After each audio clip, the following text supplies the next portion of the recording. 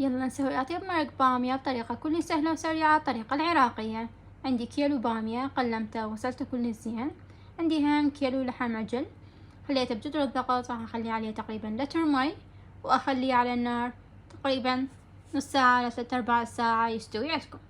أنا شوية استوى عندي زايد فما راح أقدر أحمسه كله ويا البامية، فأنتوا تقدرون تحمسوه كله ويا البامية.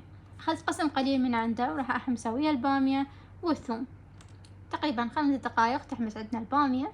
وراها راح نضيف عليها المي، هم تقريبا لتر مي، ونغطيها لحد ما تحمس البامية أو تستوي البامية عندنا.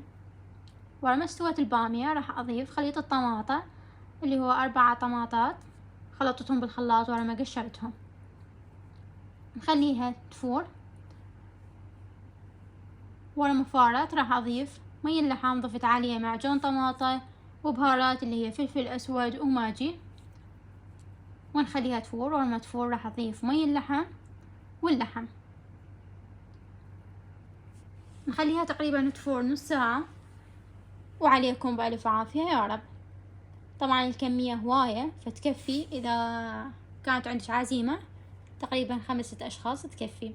وعليكم بألف عافية يا رب. احنا نقدمها بالعراق بالطريقة هذه، وياها عادة تمن بالأشعرية. إذا كنتي أول مرة تتابعيني فلا تنسين الاشتراك والضغط على زر الجرس.